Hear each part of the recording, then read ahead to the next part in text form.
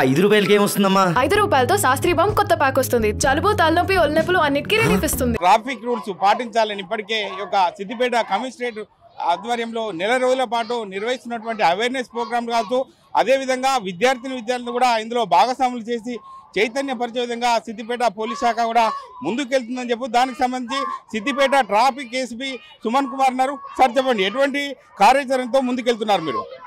ఈ రోడ్డు భద్రతా మాసోత్సవాల సందర్భంగా సిద్దిపేట సిపి అనురాధ మేడం గారి ఆదేశాల ప్రకారము ఈ మంత్ అంతా స్కూళ్ళల్లో పబ్లిక్, తర్వాత పెద్ద మనుషులకు, యువకులకు అందరికీ రోడ్డు నియమాల గురించి అవేర్నెస్ కల్పించాలన్న ఉద్దేశంతో స్కూల్ పిల్లలకు, బయట ప్రయాణికులకు అందరికీ రోడ్డు భద్రతా నియమాలను తెలియజెప్తూ అవేర్నెస్ కల్పించడం జరిగింది. అందులో భాగంగా ఎన్నో కార్యక్రమాలు చేపట్టడం జరిగింది. బయట ఆటో డ్రైవర్లకు, తర్వాత ఈ ఎవరైతే వాహనదారులు ఉన్నారో వాళ్ళందరికీ కూడా అవేర్నెస్ కార్యక్రమాలు కల్పించడం జరిగింది. అందులో భాగంగా ఈరోజు చివరి రోజు ఇక్కడ ఈరోజు స్కూల్ పిల్లలతోటి ఒక ర్యాలీ పెద్ద ఎత్తున నిర్వహించడం జరుగుతుంది. దీని ద్వారా అందరికీ అవేర్నెస్ కలిగి ప్రతి ఒక్కరూ ట్రాఫిక్ రూల్స్ పాటించి యాక్సిడెంట్ల బారిన పడకుండా ఉండాలని మా యొక్క విజ్ఞప్తి. తర్వాత యువకులు ముఖ్యంగా ట్రిపుల్ రైడింగ్, తర్వాత సైలెన్సర్లు పెట్టుకోవడము, తర్వాత డ్రంక్ అండ్ డ్రైవ్ చేయడం లాంటివన్నీ మానుకోవాలని ప్రగాఢ ఉద్దేశము. తర్వాత దీంతో పాటు యాక్సిడెంట్లను కూడా గణనీయంగా తగ్గించాలన్న ఉద్దేశంతో ఈ మాసోత్సవాలను జరపడం జరుగుతుంది. అంటే లారీ డ్రైవర్లు కావచ్చు, ఆటో డ్రైవర్లు కావచ్చు, నిరక్షరాస్యులుగా ఉంటారు కాబట్టి వారికి ఏం చెప్తారు సార్ మీరు?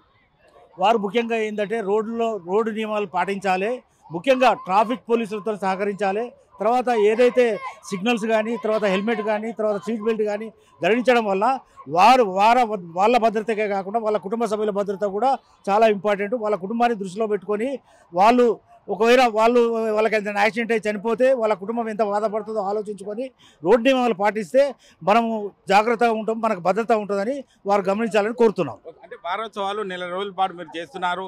వాహనదారుల నుంచి ఎటువంటి స్పందన ఉందని అనుకోవచ్చు సార్? ఆ విషయంలో వాహనదారుల నుంచి కూడా చాలా స్పందన ఉన్నది. చాలామంది అన్ఎడ్యుకేటెడ్, తర్వాత చదువురాని వాళ్ళు కూడా రోడ్డు భద్రత గురించి తెలుసుకుంటున్నారు. దానివల్ల మనం ఒక చిన్న నియమాలు పాటిస్తే మన లైఫ్కే ఎంత భద్రత ఉంటుందో అనేది వాళ్ళు గుర్తిస్తున్నారు. వాళ్ళు కూడా మాకు అందరికీ సహకరిస్తున్నారు. Thank you. ప్రభుత్వం ఇప్పటికే రాయితీలు ఇచ్చుకుంటూ కూడా ట్రాఫిక్ దారులకు కూడా అవకాశం ఉంది కాబట్టి ఆ విషయంలో చివరిగా ఏం చెప్తారు సార్ మీరు? ప్రతి ఒక్కరి బాధ్యత ఏంటంటే ట్రాఫిక్ నిబంధనలు పాటించాలి, పోలీసులతో సహకరించాలి. మేము చెప్పేది కూడా ఏంటంటే, పోలీసులు కూడా చెప్పేది ఏంటంటే, వారి బాధ్యత వాళ్ళ బాధ్యత కూడా ఉంది. మేము రోడ్డు మీదకి వెళ్తే మేము క్షేమంగా ఇంటికి చేరాలన్న ఉద్దేశం వాళ్ళకి ఉండాలి. ముఖ్యంగా తాగి డ్రంక్ అండ్ డ్రైవ్ చేయడం వల్ల ప్రాణాలు కోల్పోతున్నారు. అది గ్రహించి నియమాలు పాటించాలని కోరుతున్నారు.